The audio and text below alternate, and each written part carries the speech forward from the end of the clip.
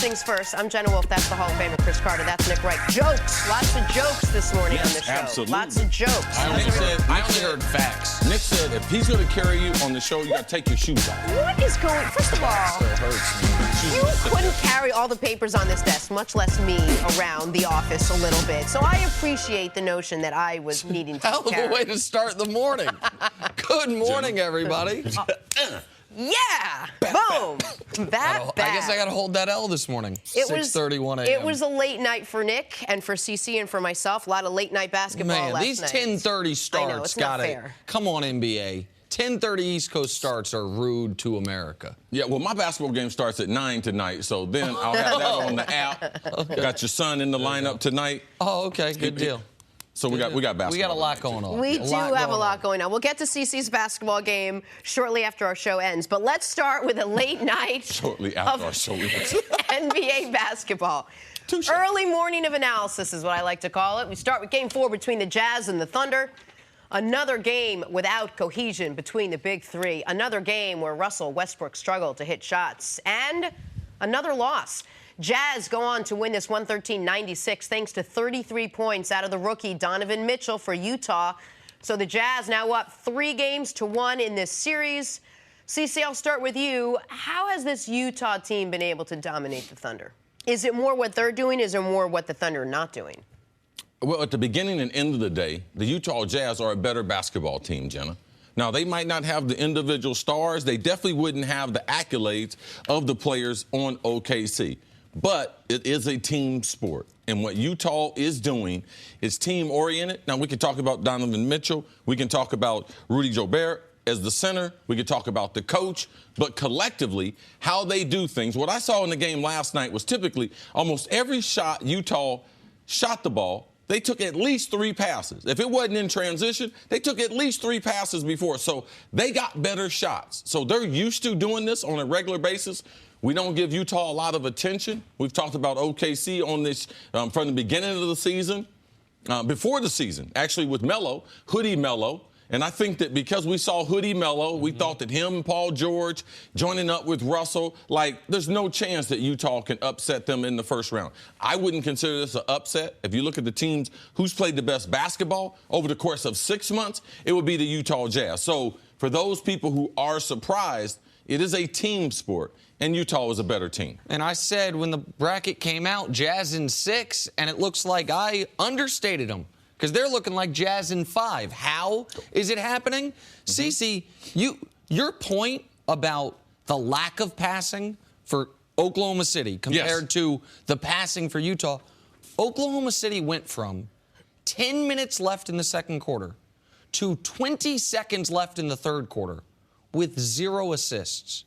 You played 2 quarters of basketball, playoffs, the biggest game of your season, and you have 0 assists. You have what we're seeing right now is, yes, Utah's better. Listen, Utah, since Rudy Gobert came back, I keep bringing up, they're 30-8, the second best record in basketball, the number 1 defense in basketball, the number 1 net rating in basketball over that stretch. So that's going on. While Donovan Mitchell is exploding onto the scene, you did a good job of making sure early in the year we keyed on this rookie out of Louisville in Utah. Now everyone's taking notice of him. Right, and it's not that I thought that he should be rookie of the year. I just think that sometimes that we start talking about certain people and certain subjects or certain awards, and we just eliminate the rest of the field. And especially when you have someone like Donovan Mitchell, but this was a throwaway season for Utah. All right, they traded Gordon Hayward. They weren't going to be a playoff team. They're rebuilding. Right. Oh no, they draft a kid out of Louisville, and there's no need to rebuild because he's an instant success, and it warranted getting more attention. And all he's done in these playoffs is join Wilt, MJ, and George Mikan, along with Lou Alcindor, now Kareem Abdul-Jabbar, as the only rookies to ever average more than 27 points a game in at least 4 games of a playoff series. So that's the Utah side of it. The OKC side of it is their stars have not been stars.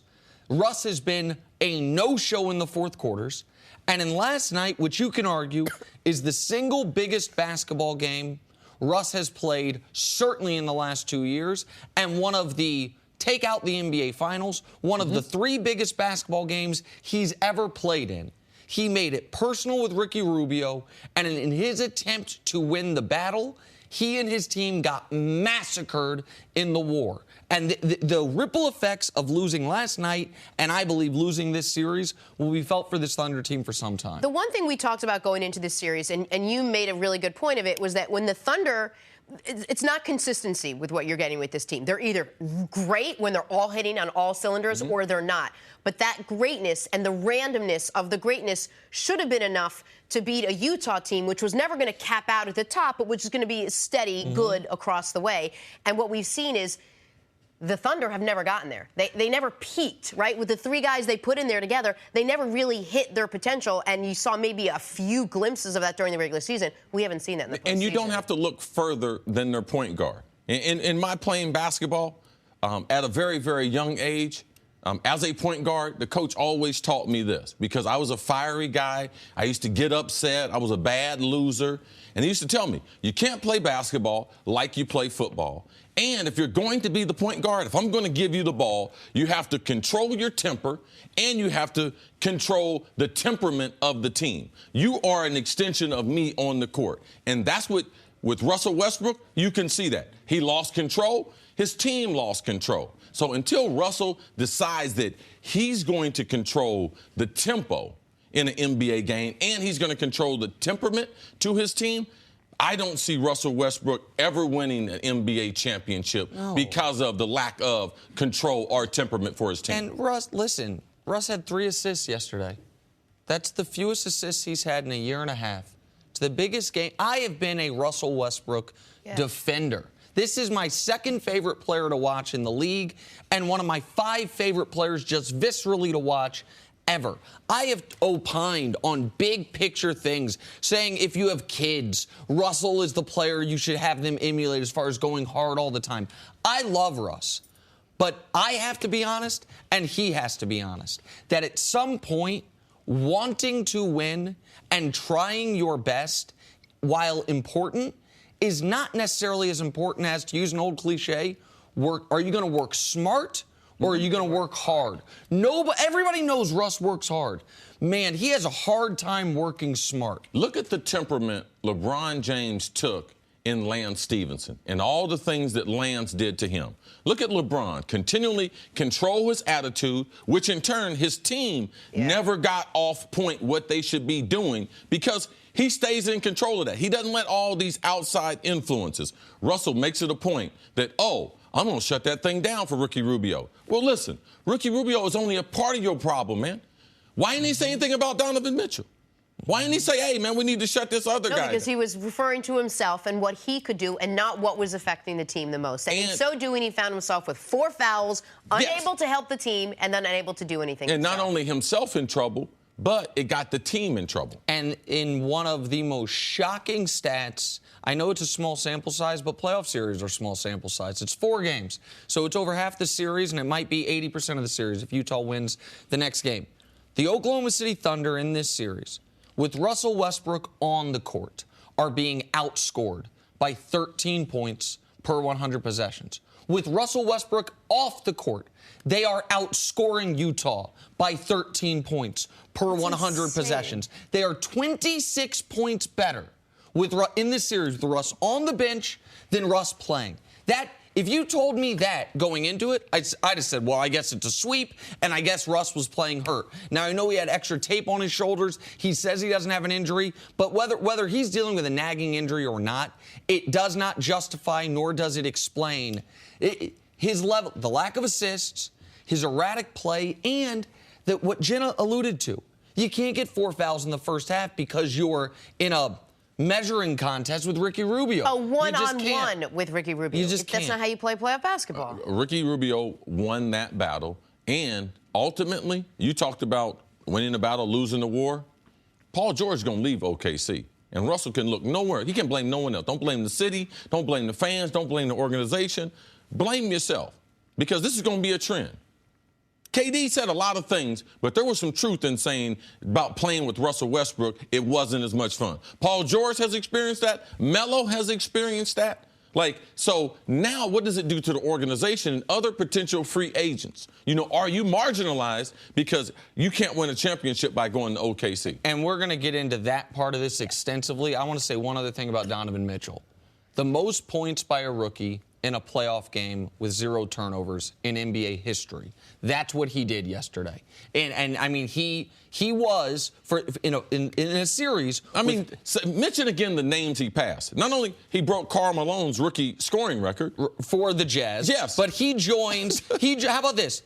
Rookies through 4 playoff games have at least 110 points. Here's the list. Donovan Mitchell, Michael Jordan, Kareem Abdul-Jabbar. So you have Donovan Mitchell and 2 of the top 3 ever. That's how he's announced himself to the NBA when his team needs him as a scoring option. That was as big of an environment as you can be in. He stepped up. He's been the best player in a series with multiple Hall of Famers. Tremendous interview after the game. He got overwhelmed by the crowd.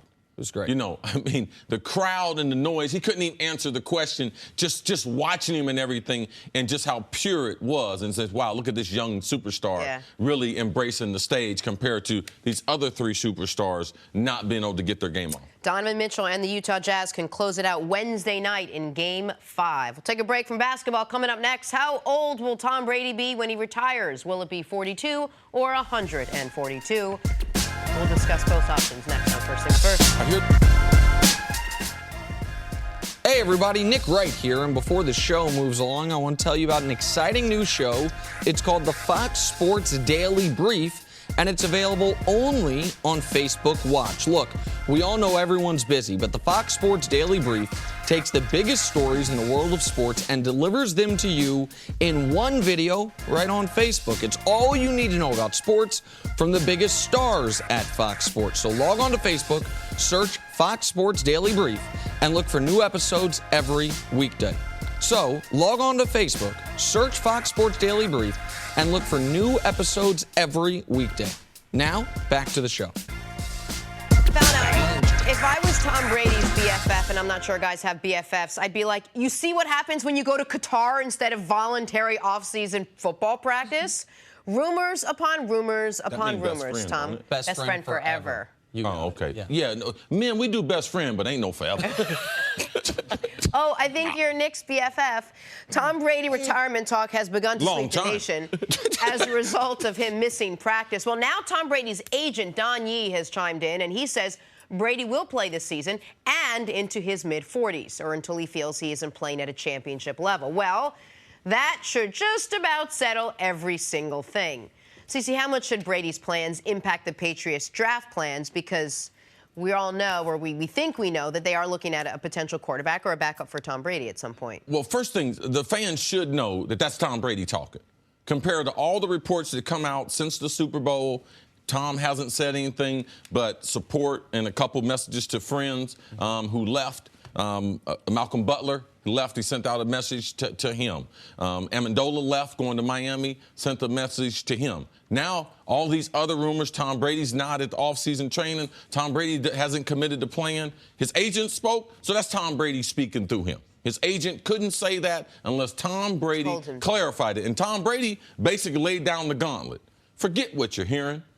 The same thing I told you last time I spoke, I want to play into my mid-40s. I want to play beyond this contract. That's what they stated yesterday. And it should affect the Patriots in how they go after a quarterback, because it shouldn't force them into taking their 2 number ones and moving all the way up in the draft. Because if Tom Brady's going to play a couple years, there's probably a couple other quarterbacks, because we've talked about the top 4 guys.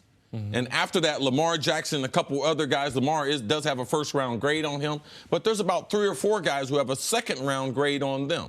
And that's about the threshold for Belichick as far as drafting a quarterback. So I could see him drafting a quarterback in the first round or waiting till the second round, knowing that Tom is going to be there for at least the next couple years to be able to help this guy cut his teeth in the NFL. Listen, what this means is the idea, whether it was a pipe dream or not, that the Patriots could be at the NFL draft, see a guy like Josh Rosen is still on the board at number 9 and say, guys, 23, 31, a number 2, move up to 9, go get him. Like, should we go do that? That's now out the window. Like, now you are. Well, I don't know if that's out the window. I believe that the Patriots have a plan A, a plan B, and a plan C. I believe plan A is if a guy falls in the first round, they will take him in the first round. I believe plan B would be to draft a quarterback, which they like, in the second round. Plan C would be, man, if they see a guy on draft day in the moment, to go up and get him. I believe the other plans are probably more concrete and more likely to happen. Sure. So I'm sure they have Not to cut you off. No, you're fine. I'm sure they have a contingency for everything. Yes. I just think it is much less likely that plan C now comes into place because Brady is saying, I want to be there. We know Brady's still at the top of the league. He was league MVP this year. And when you need a left tackle, yes, when you need help defensively, when you need a wide receiver potentially, to spend that much draft capital on a guy that you hope does not see the field in 2018. Compared to getting 2 or 3 starters immediately. Exactly. But there's one other thing that because when the previous report came from a guy, CC, I know you respect a ton, Adam Schefter. And the day we talked about it, you said, if Schefter's reporting this, that means he got it from New England, that Schefter's close with the organization. So that's what I found as the subtext interesting part here, is Schefter's not a guy that makes up reports or guesses. Someone within the Patriots made the point to tell Adam Schefter, knowing who they're telling, Tom Brady hasn't committed to playing next year. Right. And the question might have gone like this. Tom's not here this offseason. Are you guys concerned? To be like, no, we're not concerned. Well, has Tom committed to playing this year? Has he communicated that to you guys?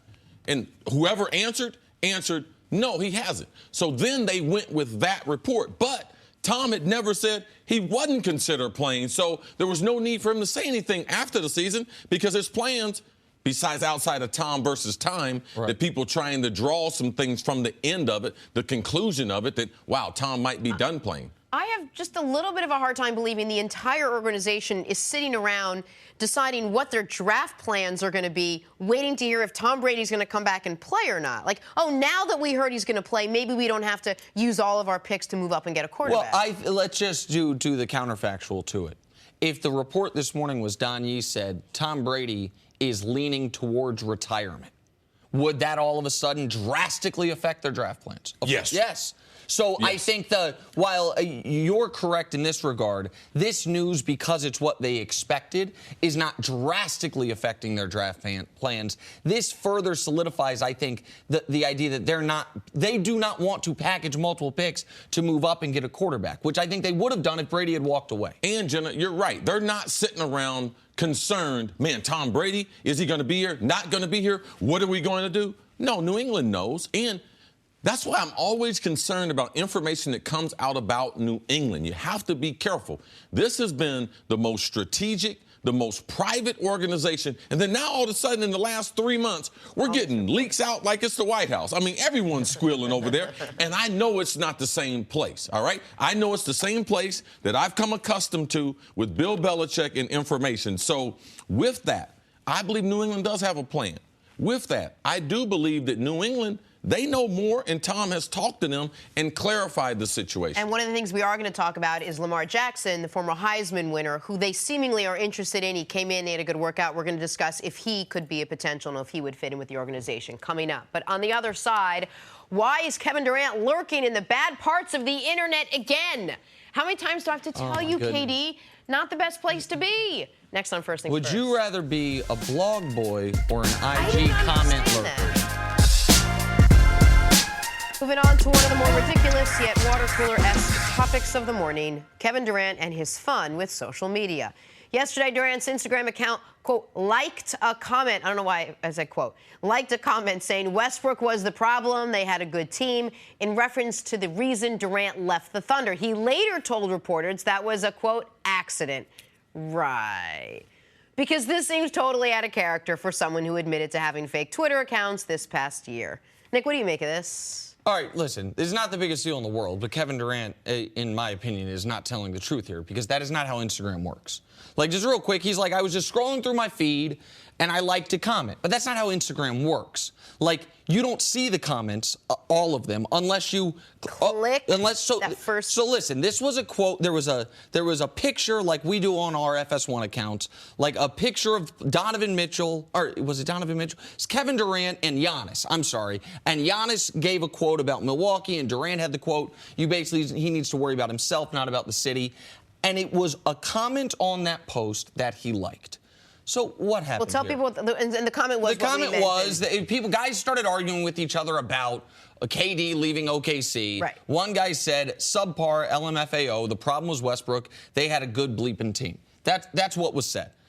Listen, man, we know what happened here. Like, KD, for some reason or another, is reading comments about people debating his decision, and I'm postulating this part of it. I mean, well, he forgot again what account he was in and clicked that little heart button. It's not the biggest deal in the world, but he's not telling the truth on what happened here. Now, you mean, Nick, because sometimes I have a problem on social media. You've helped me out a lot because I got unusually large hands and unusually long thumbs. So you mean just accidentally my thumb couldn't hit something? When I'm on Twitter, that does happen. I have to go back. No, it's like 2 steps to get to it. You can't just do it by mistake. You have to go into the comments. If he had liked the post, so some of the stuff that I liked for you, when I accidentally hit it, and then I went and Thank you for clarifying that. We weren't sure. And so, yeah, I mean, it's just, it is not, on Twitter, you could accidentally like a post. But he was within the comments of it. And I'm not going to go play, pop psychologist, but it's a weird thing that, pardon me, KD is really interested in. All right, what are these other anonymous people on the internet saying about me, and what do I think of it? And to get deep into the comments of other people's arguments about you from afar, listen, man, I'm not 1% as famous as Kevin Durant. I don't know what that scrutiny's like, but it seems like it would be it's exhausting for me to read comments people send to me. I can't imagine if you are seeking out comments on someone else's post debating you and your decisions. Yeah, no, you can't. You could never win. And given the bad look that he had this summer, like if I was him, I would clean up the social media part or limit how I participated. Maybe the 0 dark 30 that LeBron does? Well, maybe engage in that for the postseason, KD? What about whatever's going on in OKC? Man, you left there. Like, just leave it behind you. How about the fact that you already came out in an interview and said, I don't care about anything except just playing basketball. Like, I don't want to do anything but go home, play video games, and just play basketball, and that's all I want to do. Except troll or read through other people's comments who commented on the first comment's original comment, and then scroll down 2 buttons and then like. But besides that, just the basketball. Jenna is an Instagram expert. I should have allowed you to explain how it worked. I apologize. You cut me off a little bit. I had a whole tutorial, like 3/4 of these pages are just about how I'm going to explain it to Nick. By the way, if you're on IG, at Jenna Wolf, if you want to see some odd workouts that involve upside-down push-ups and Jenna setting up the camera in the normal people set up a camera in the corner, a ghost videographer. All right, now here's my 33rd burpee of the day, America. Are we done? We're done. Awesome. Feel good. Let us move on. And Jenna will read the comments, too. I will read every single one of your comments from my ghost account. Jenna is in the mentions, okay? Right. But for yours out there, y'all can slide into her DMs and everything. No, you can't. Oh, you can't do that? I don't know what that means. Oh. America, you can't slide into Jenna's DMs. Oh, okay. Guys, can we just I'm move sorry. on? I got to take another class. Okay. KD, help me. Katie's the last person to help you. Oh, okay. Whoever's handling this stuff. Is fake people. Sticking with Westbrook's Thunder, basically sticking with anything other than sliding. Thunder lost their 3rd straight playoff game against the Jazz last night. Many questions swelling about the future of this Thunder team. Will Russ be unhappy next season? That wouldn't be good. Will Paul George leave in free agency? Even worse. Will Melo stay? Talk about a disaster. Nick, what does the Game 4 loss mean for the future of the Thunder? It's disastrous. I mean, I'm not trying to be Chicken Little here, but I mean, it's not an extreme to say the sky's falling when the sky's actually falling. And this is now what the future looks like for OKC in the short term. Paul George is leaving. You joked about it, but it's accurate. Carmelo's going to opt in to $28 million next year. Which could almost be worse than Paul George leaving. So you're not, it ain't great. Big bad. Big bad. So you are not going to be able to drastically improve your team this offseason because of the cap space situation. and you're losing your second best player, who in these playoffs has been your best player. That then takes you to the season after this, or the season after next, pardon me, when Carmelo will be off your books 2 years from now. Well, then all of a sudden your best player is a 31-year-old point guard who has made his entire career based on his athleticism. And the history of those guys past the age of 30, 31 ain't great. And so the reason we talked about the Thunder, if we ranked the teams we talked about this year, it'd be Cavs 1, Golden State 2, Thunder 3. It was because they have compelling personalities and because we knew how important this year was for the future of Russ's ability to compete for championships.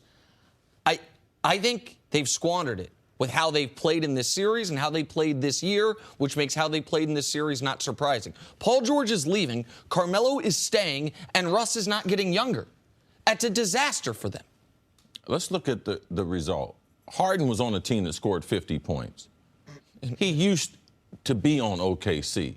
Kevin Durant was the MVP of last year's final. He used to be on OKC. So he just talked about their current situation. What they've been through in the last 6, 7 years as a franchise don't recover from that.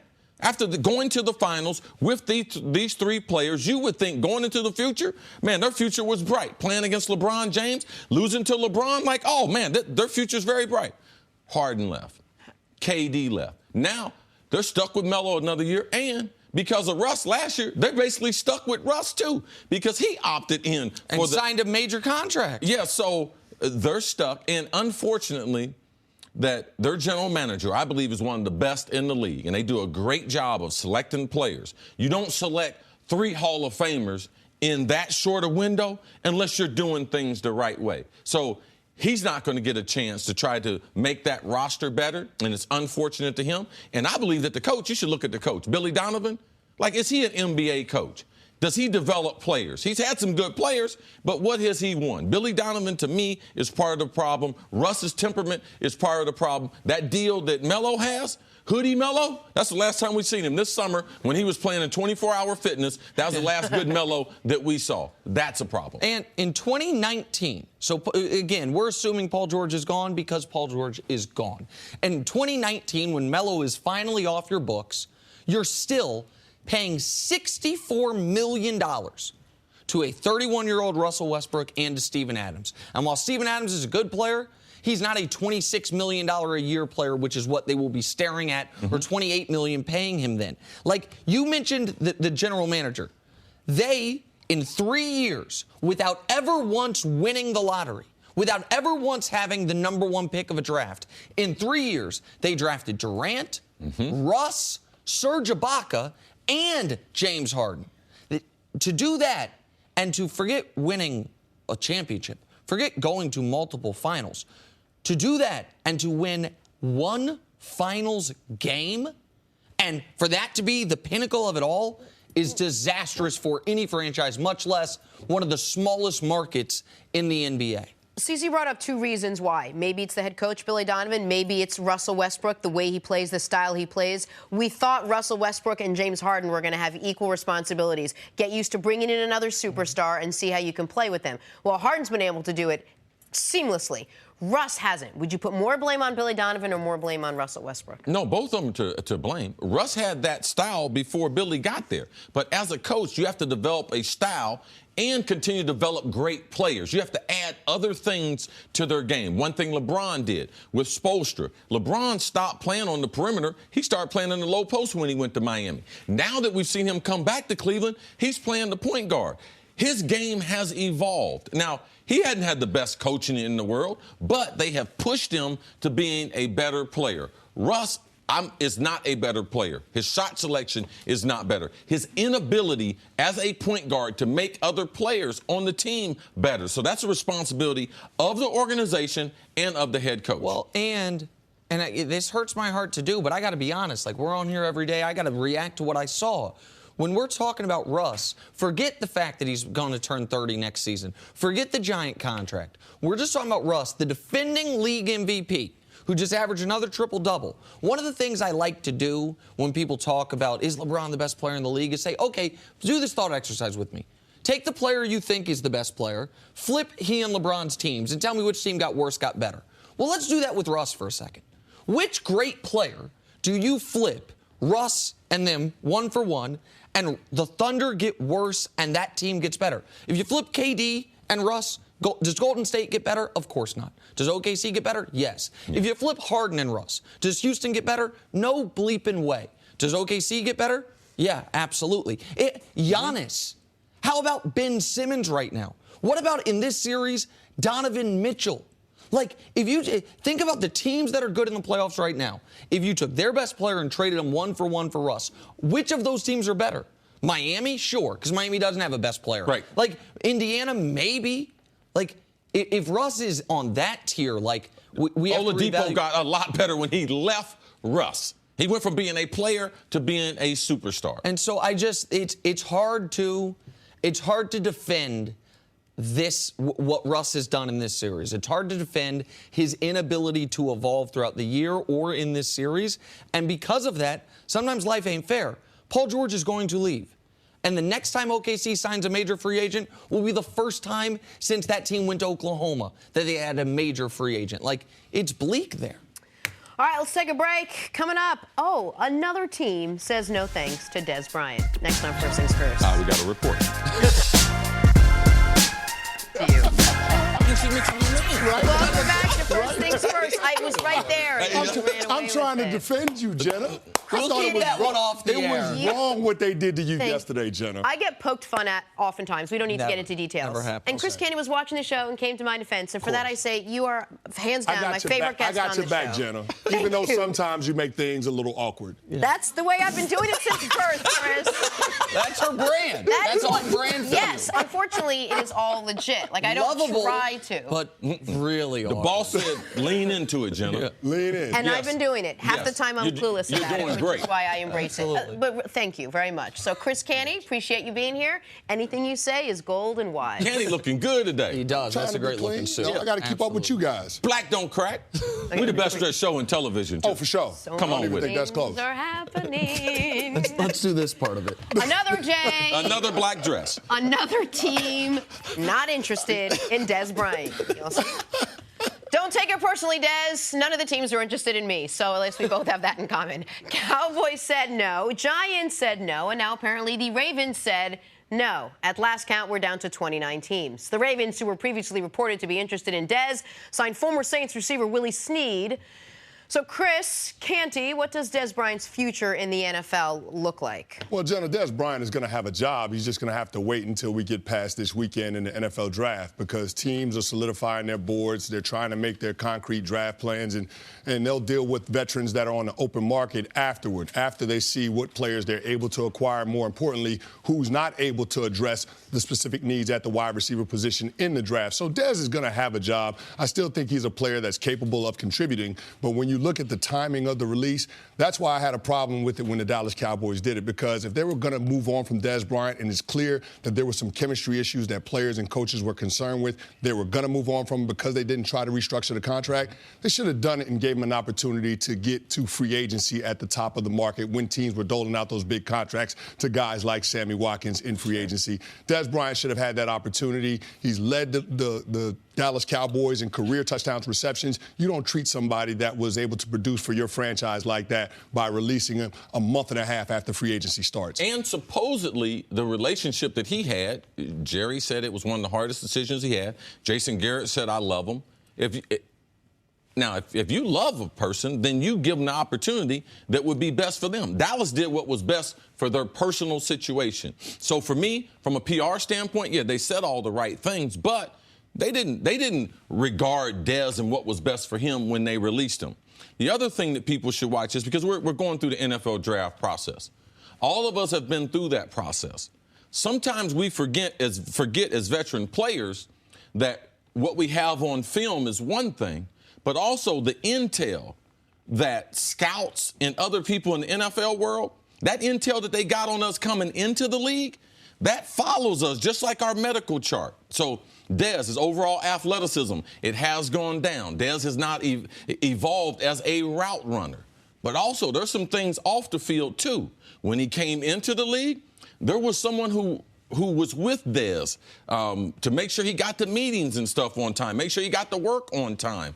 That's still with him, too. So when you start to see teams not interested in Dez, we can't forget the draft process and all the intel and information that follows a player besides their video and the injury report, all right? That information goes to other teams, too. And that information is something that I get frustrated because you mentioned earlier, Chris, one of my closest friends. Chris gets a bad rap on something from Dez Bryant. Dez thinks Chris Carter is so mean to me on TV. Chris Carter's against me on TV. Chris has been kinder and gentler with this player, given those off-the-field things that people in the NFL know, but are not in a position to say, report on, or say on television. But off-the-field things Dez are involved in. But know to be true, but will not torch a guy by going on TV and talking about it. Chris has been more careful with that, with this player, than any player in the time I've known him. And I only say that partially in defense of my friend, but also because it's apropos to this conversation. Because while Chris is in the know, he's not the omniscient, all-knowing everything. If Chris knows it, it's not because he was hiring a private investigator. It's because someone in the league has told him. Sure. And that means the guys who are making these league decisions know it. Because from a purely football perspective, we can criticize, listen, Dez was 88th in the league in yards after catch. He was 33rd out of 36 qualifying receivers on reception percentage. Those are bad numbers, but you don't mind having a guy who's 28th in the league in yards as long as he's not first in the league in salary. If he's around 28th in salary, you can deal with it. It's the off-the-field stuff that, to me, has made the Giants not even consider it. It's the in-the-locker-room off-the-field stuff that has made him a tougher sell for other teams that maybe people think Dez, maybe the average fan thinks Dez is further past than fairly or unfairly teams in the league think. Chris, yesterday we reported that the Giants were reportedly going to pass on Dez Bryant, and there were some rumors circulating that the Giants were maybe interested in him. There was a video that he and Odell were working out together. As a former Giant, how did that news land with you that there was a possibility Dez could have played for the Giants? Would he have fit in? Were you surprised that they passed? Well, I didn't think that the Giants would be interested in it. Knowing Dave Gettleman, that's not the personality that he would want to bring into his locker room. He's already got some chemistry issues that he's trying to clean up from last year. And Dez Bryant is a mercurial personality, no doubt. And so when you have that type of player that's emotional coming off of a situation with the Dallas Cowboys and vocalizing the fact that he wanted to stay in the division, I don't know that that's the attitude that you want to introduce to a locker room given where the Giants are right now. So I think that the Giants were doing the right thing by passing on Dez Bryant. And I think a lot of teams around the National Football League are looking at the situation and saying maybe Dez Bryant needs to cool down from this decision before he can evaluate and make the best decision for him from a football perspective. So that's interesting. How much stock do other teams, CC, weigh these three passing on Dez Bryant when they go to decide whether to bring him in, or does it not factor in at all? It doesn't necessarily factor into what they're doing. Each team is evaluating on their own merit, on the information that they have. They're going to trust the intel that they have on the player more. But you have to realize that teams, especially with wide receiver groupings and talking to owners, and Jerry Jones in particular, I talked to him after we drafted Randy Moss. And Randy had the tremendous year. We torched him on Thanksgiving. And Jerry, we had a very frank conversation. And I asked Jerry, how can you pass on Randy Moss? And he said at the time, he was still having issues with Michael Irvin, and he couldn't bring those two in the same locker room.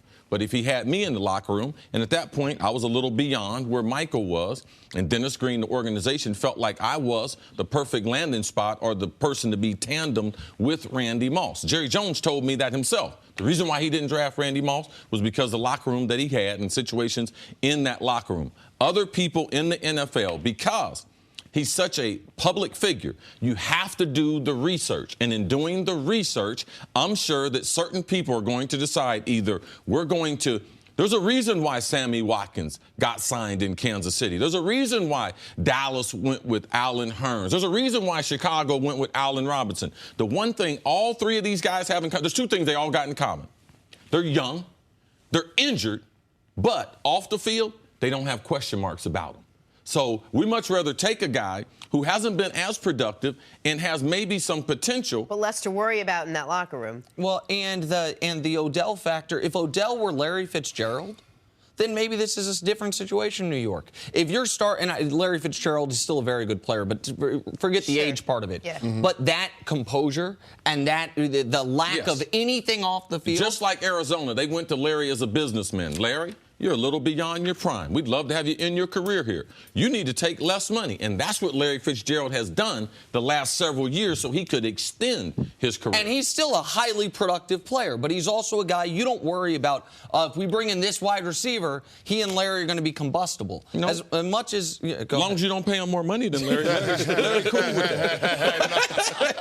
Chris, Exactly. stick around. We're going to talk a little Patriots on the other side. Will Tom Brady ever retire? His agent doesn't seem to think so. Next on First Things First.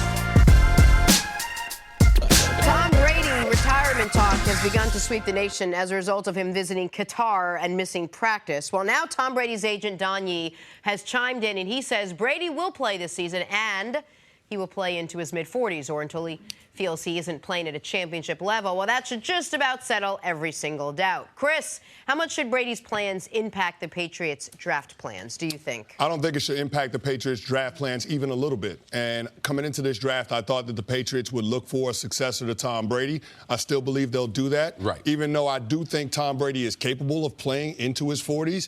I don't know if he's going to play till he's 45, but could I see him playing until 42, 43? Yeah, I absolutely could. But that being said, the Patriots have been the model for consistency for the last couple of decades in the NFL.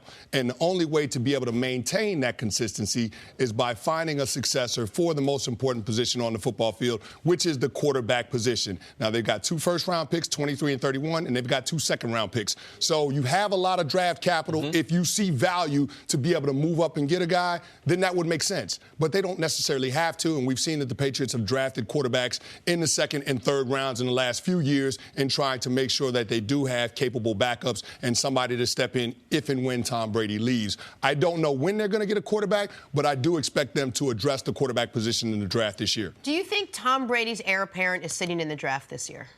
I think it's possible. We don't know that definitively, but I think it's possible, and it all depends on who the Patriots and Bill Belichick and Josh McDaniels have a conviction on. We'll see what happens, but it does make sense when you have this kind of draft capital to try to address the quarterback position. They've got the successor in the head coach because Josh McDaniels came back. He didn't take the coach job. He'll be the head coach of the New England Patriots at some point in the foreseeable future, but you've got to address who's going to be your quarterback, who you're going to hand the baton to after Tom Brady. You want that situation like what happened in Green Bay in the late 2000s with Brett Favre and Aaron Rodgers, or what happened in the 90s with the 49ers and Joe Montana and Steve Young. You mentioned a very important situation. That's the Josh McDaniels. I believe even if Josh is not there, then New England's going to go into this with those 4 picks, the first and the second round. They're going to go in and try to get themselves a quarterback. Now you have Josh coming back. Whatever promises him and Kraft came to with each other, like I know coming out of this draft, Josh, if he is thinking about being the quarterback, the head coach of the future for New England. He wants a quarterback. The quarterback of the New England Patriots is sitting there on draft day. He's in college football right now. He's getting ready to get drafted into the pros. So, Jenna, I'm with you. Yes, I do believe that. I do believe in the first or second round, the heir apparent to Tom Brady will come from this draft. Now, I don't feel like they have to force it. I do feel like they can play their hand because there's other holes that they need filled that are more important than Tom Brady. And what's that? They need a left tackle right now. Yesterday. Now, Tom Brady, he's a key component to this in the future of the quarterback position. That's probably the second component in this draft that's got to be taken care of. You cannot leave the draft round 1 and 2 if you're the New England Patriots and not have a left tackle and an heir apparent to Tom Brady when he decides to walk away. All right, so I believe they are going to draft a quarterback sometime in the top 65 picks. But allow me for a moment to make the argument against doing that. Because we always talk about these heir apparent plans, and I think it's, when we look at the history of it, a little overrated. So let's talk about the most recent one, okay? Manning to Luck. In real time, had the Indianapolis Colts decided, you know what we're doing with that number 1 pick? We saw the package you got for the number 2 pick that year in RG3. We are flipping that. We are keeping Peyton Manning, and we are going to try to go win Super Bowls with this Hall of Fame quarterback. Guess what? Peyton Manning went on to 2 more Super Bowls and won 1. Andrew Luck, we don't know what his future will hold. The heir apparent in Green Bay situation, we're going to hand the baton off. Aaron Rodgers is as talented as a quarterback as I've ever seen.